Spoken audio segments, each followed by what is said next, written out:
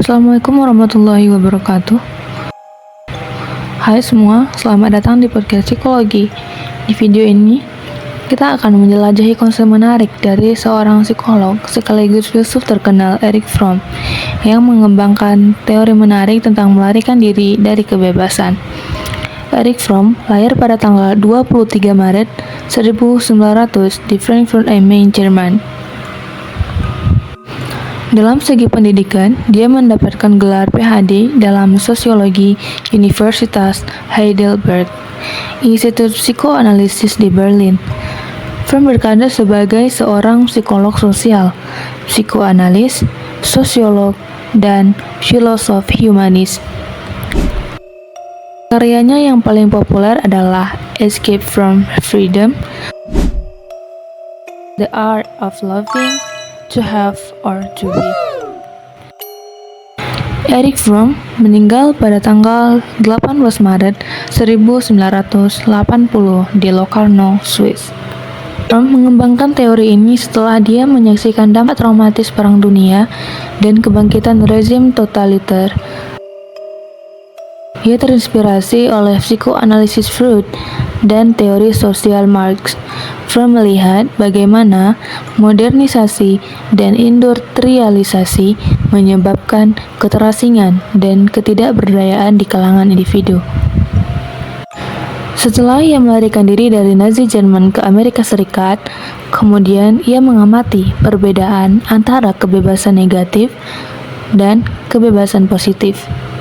Dia menyimpulkan bahwa banyak orang melarikan diri dari kebebasan mereka melalui 3 cara.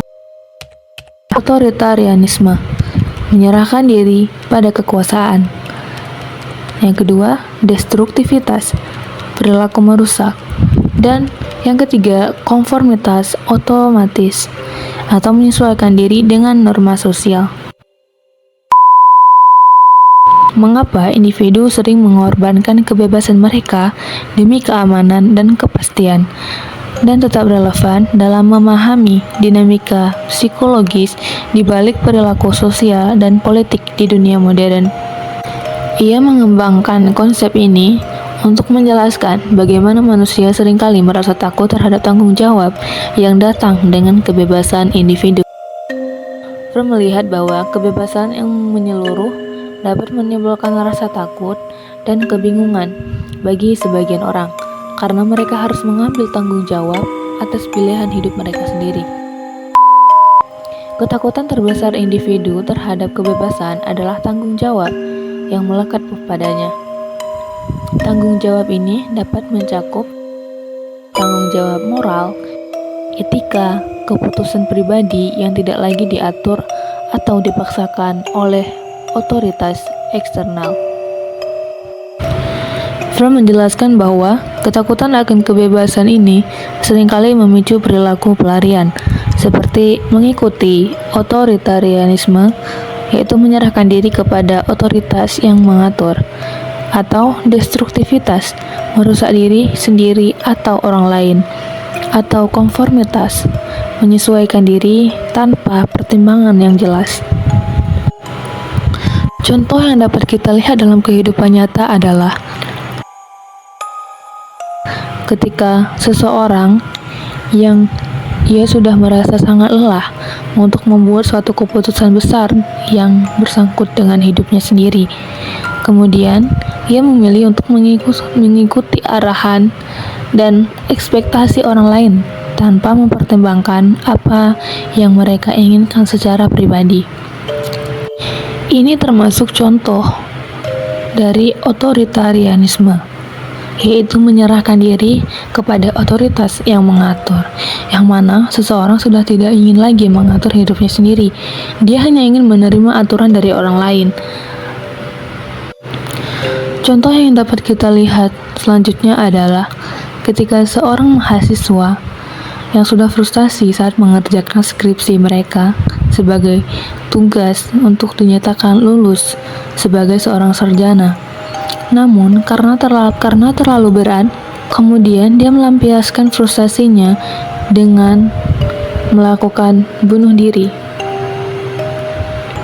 Ini adalah suatu bentuk pelarian dari tanggung jawab dan tekanan hidup yang sedang dia alami. Dalam konteks masyarakat modern, konsep melarikan diri dari kebebasan masih sangat relevan. Banyak orang merasa tertekan oleh kebebasan yang mereka miliki dan mencari cara untuk mengurangi ketakutan ini dengan mengikuti arus atau norma sosial yang ada.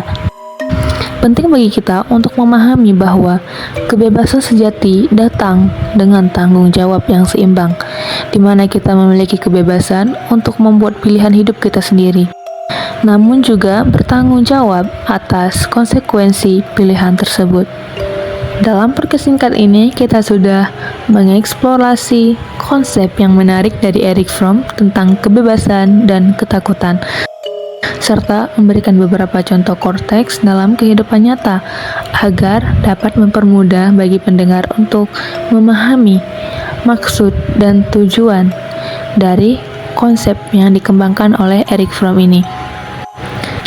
Terima kasih telah mendengarkan, semoga menjadi ilmu dan pelajaran bagi kita semua dalam menjalani kehidupan. Sekian dari saya. Assalamualaikum warahmatullahi wabarakatuh.